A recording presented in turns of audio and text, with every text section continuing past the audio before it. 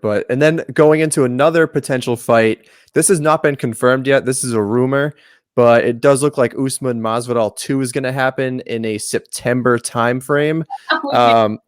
Snooze fest. This is not going any differently than it went the first time. I don't care if you give Masvidal a whole year to train for Usman. It's going the same way. He just straight up doesn't have the wrestling to handle Kamaru Usman. And now even with the striking we're seeing with Usman, good luck, Masvidal. If that's the fight you want, go for it. But not a fan of this. I'm thinking that these two are going to be the coaches of the Ultimate Fighter based on the timeline of the fight and everything else. I think that they're going to be the coaches. And it's just, this is another Dana White money move. It's just such garbage. Like the UFC is catering way too much to the casual fan, and it drives me crazy. Like I would 1,000% want to see Colby Covington versus Kamaru Usman 2 before I see Usman versus Masvidal. Colby Covington has been the only guy that has pushed Usman to the brink of losing. Whether you hate Covington or not outside the octagon for who he is a hell of a fighter. He is one of my favorite guys to watch in the octagon, pushes a pace like no other. Like that is the only fight that that was the only fight that made sense. And then you had the Leon and Masvidal fight made so much sense, and that doesn't happen because of the bad blood there. It just doesn't make it makes sense from a money aspect, but it's super aggravating. And I don't know if you guys saw, but Kamaru Usman is really training his foot stomps some more in this recent Instagram post. So you can expect to see a lot of those as well. At least he can laugh about it. I don't know. Win this fight, maybe Usman moves up because he's just shredded. But the only way he's moving up is if Izzy's gone. If he leaves, yeah. Yeah, I mean, the sport on two hands, like the sport's as big as it's ever been. So keep doing what you're doing, UFC. I mean, you're bringing in more eyes to the sport, especially this matchup. I mean, both matchups bring eyes to the sport. Colby, you could go either way, but I 100% agree that Colby deserves the rematch because he took 5 rounds and, you know, maybe a bad stoppage, but broke his jaw and everything. I like that matchup so much more. I like that fight so much more.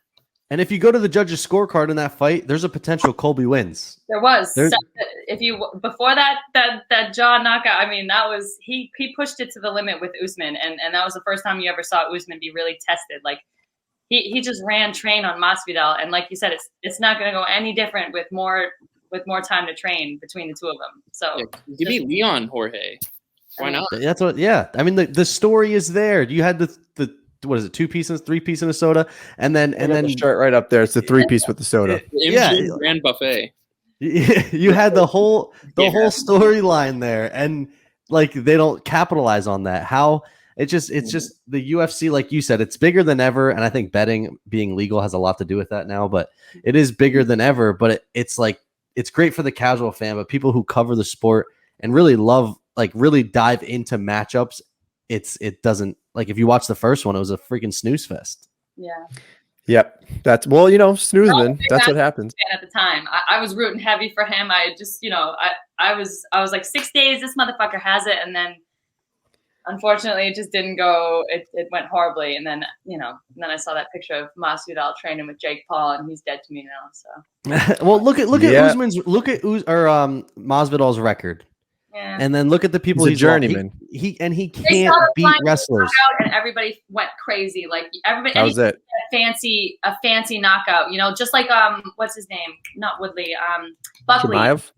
No, Buckley. Oh, Joaquin Buckley. Yeah. Yeah, he got that insane knockout, and then his next fight he got toyed around with. It's like anybody can get a fancy knockout, but that doesn't make an exceptional fighter. So people saw his flying knee and went, "Oh, Masvidal is this crazy fighter, he can take on anybody," and it's just that's not true. Yeah. That's an exceptional fighter.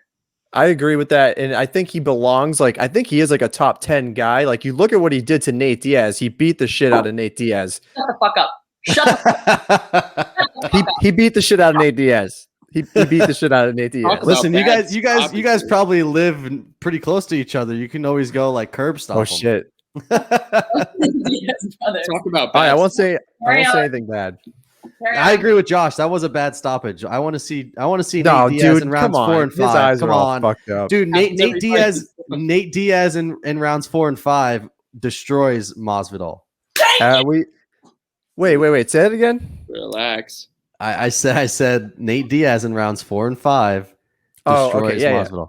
That's fair. That's what he does. I feel like that's when he's best. Yeah, no, you're right. Oh, and Did then it to Connor. I gotta mention like that he took it on 6 days' notice. Masvidal and Usman took it on 6 days' notice. 20-hour flight. 20 pounds in a week. 20 pounds in a week. A whole Promote that fact. Please, like UFC has to push that fact that he took it on no notice, and then maybe hype the fight up a little bit more. But it's still not going to matter. He's still going to get killed. I mean, if you look at Usman now, though, like he's training as consistently, and he's just like he's shredded. He's scary built. He's in the best shape of his life, and now he's got this. He's coming off a win again. He's got this momentum. There's no way Masvidal's going to be able to take him down. There's just no way. No, Masvidal's big win is over the guy that's going to save the UFC. He's fighting for the UFC against a Paul brother. Usman, 7 weeks. He believes Usman will win. We fully agree. All right.